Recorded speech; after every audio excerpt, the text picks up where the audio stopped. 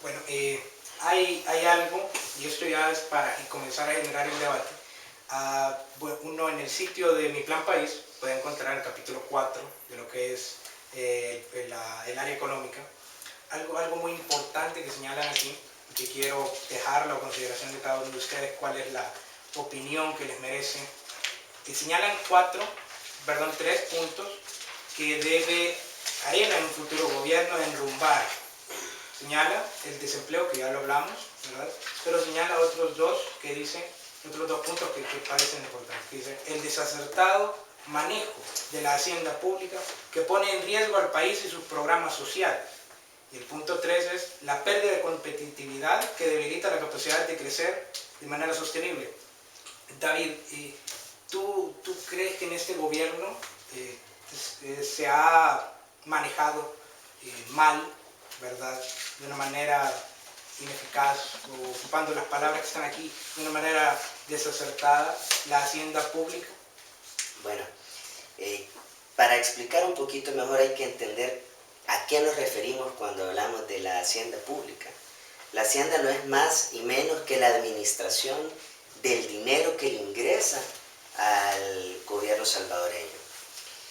Quiero dar un dato bien interesante. En estos últimos 4 años nos hemos endeudado con alrededor de 4.500 millones de dólares, un poco más. Eso significa que cada mañana que nos levantamos, agarramos nuestra tarjeta de crédito y la pasamos por 3.3 millones de dólares diarios. ¿Ok? Pero ciertamente la deuda es uno de los medios para financiar algunos programas sociales, algunos programas de inversión pública y no es que sea del todo negativo. Pero cuando tú te endeudas a una velocidad como la que les he mencionado de 3.3 millones diarios, realmente espera ver obras. Y honestamente no la hemos visto. Hay un dato bien interesante que está en el sitio www.transparencia.gov.sb, donde ustedes pueden constatar cuál es la inversión destinada para cada rubro, para cada ministerio. Por ejemplo, para el Ministerio de Salud, para el Ministerio de Obras Públicas. Y es bien interesante darte cuenta que para el mes de octubre del 2013, o sea, en este mes, por ejemplo, el Ministerio de Salud, del 100% del presupuesto asignado, solamente ha ejecutado el 42% al mes de octubre. Ustedes han sido testigos y todos nos estamos quejando un poco de las trabazones que vemos en día a día, hoy en el Gran San Salvador, por ejemplo.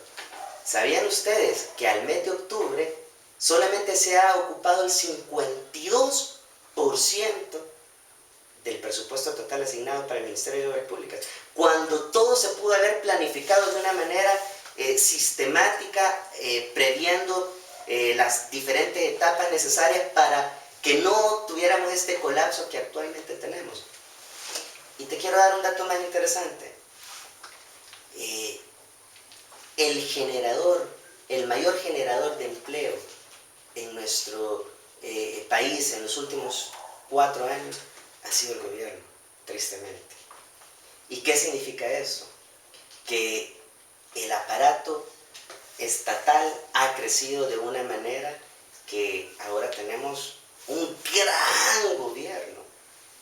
Fíjate que hay un dato bien interesante que lo quiero tomar como ejemplo. ¿Sabían ustedes de que, por ejemplo, en el INDES, en las 18 instalaciones que tiene el INDES, y esto solamente es una muestra, y en la mayoría de las instituciones de gobierno es así, en el INDES, que es la institución encargada de velar por fomentar el deporte en nuestro país, hay 335 empleados. De estos, solamente el 13% son técnicos deportivos, el 87% son empleados administrativos. Ok, ciertamente no estamos para eso. Definitivamente estamos para invertir en programas que mantengan la sostenibilidad. Y vayámonos a temas un poquito más sensibles.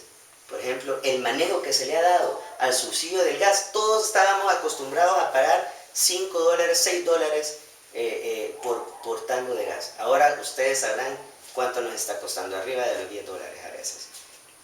Manejando un subsidio generalizado, era más barato a cómo se está manejando actualmente, que se ha supuestamente focalizado.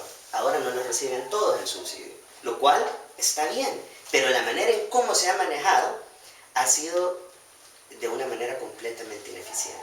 ¿Qué te quiero decir con esto? Para darle sostenibilidad a todos los programas sociales que son muy buenos, que son muy positivos, sobre todo aquellos que tengan que ver con el fomento de la educación, con el fomento de apoyo a las micro, pequeñas y medianas empresas, con el apoyo de los jóvenes, realmente al agricultor vale la pena mantenerlo y fortalecerlo. Pero va a llegar un momento en que si no hacemos un uso adecuado de la cosa pública, no va a haber dinero para hacerlo. Y obviamente no podemos estar atenidos a endeudarnos cada vez más y más y más y más. Y va a llegar un momento en que va a colapsar y que no vamos a poder ni tener programas sociales si seguimos de esta manera. Por eso te agradezco que me hagas la pregunta, porque dentro de nuestro plan de gobierno, Plan País, está contemplado un uso adecuado, racional de la hacienda pública. O sea, no tenemos por qué tener un gobierno tan grande que genera más burocracia. Tenemos que invertir a la inversa. ¿En qué sentido? En que tengamos más técnicos deportivos que empleados administrativos. Esa debería de ser la lógica en cómo se maneje completamente el aparato estatal de nuestro país. Denis, tu reacción a lo que dijo David. No, bueno, mire, lo que creo que se maneja sobre el tema del desacertado manejo de la hacienda pública, creo que es muy debatible. Yo voy a dar algunos argumentos del por qué no estoy de acuerdo con lo que ha planteado David. Primero, porque, por ejemplo, yo aquí traigo un documento que dice: Secretaría de la Juventud se promociona a un costo inexplicable. Violando la política de austeridad, la institución adscrita a Casa Presidencial pagó por artículos de promoción hasta 40 veces por encima del precio de mercado. Eso es corrupción. El titular de Juventud dice que el gasto es normal y que ha pedido refuerzos para enfrentar los costos que tendrá que afrontar por la cumbre iberoamericana que se celebra este año en El Salvador. Mayo del 2008, El Faro, gobernaba Arena. Eso es corrupción. ¿Verdad? Entonces, aquí está, salió la publicación, salió en todos los medios de... Eso era el desacertado manejo de la cosa pública.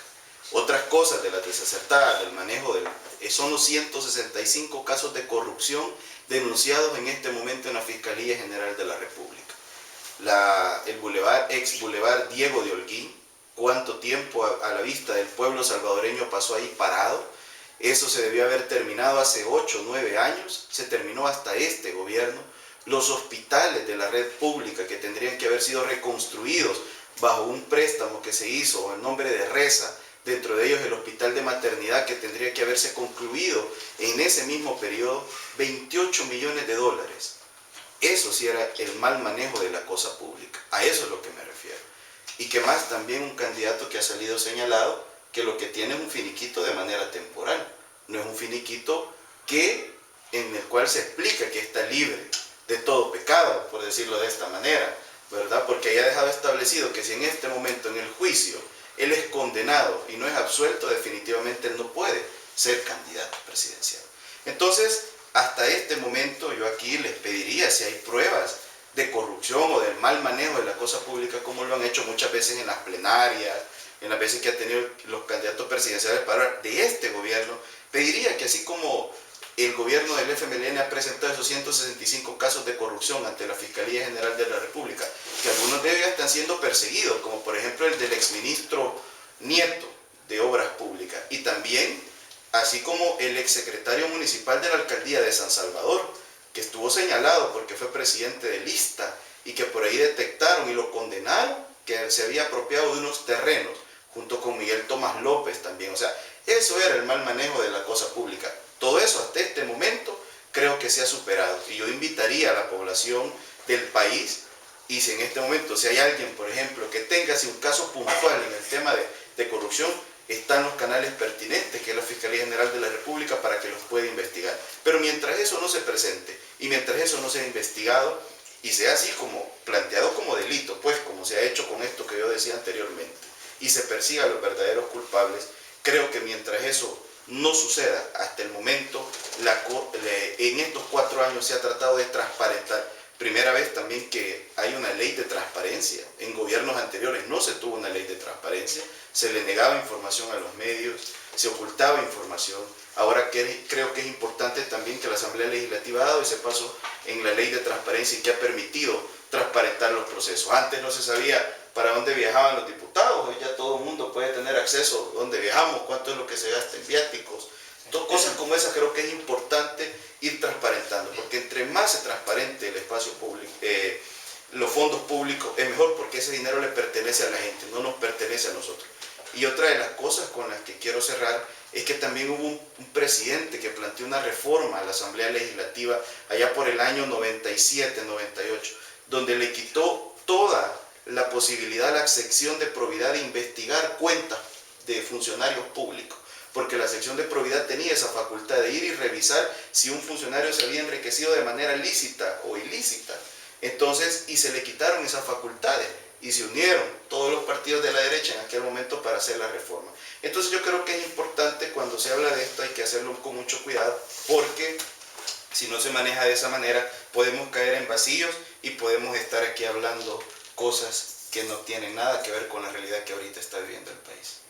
Y también, bueno, es de destacar el caso de que en este gobierno se creó una subsecretaría De transparencia. de transparencia y anticorrupción. Bueno, Gustavo,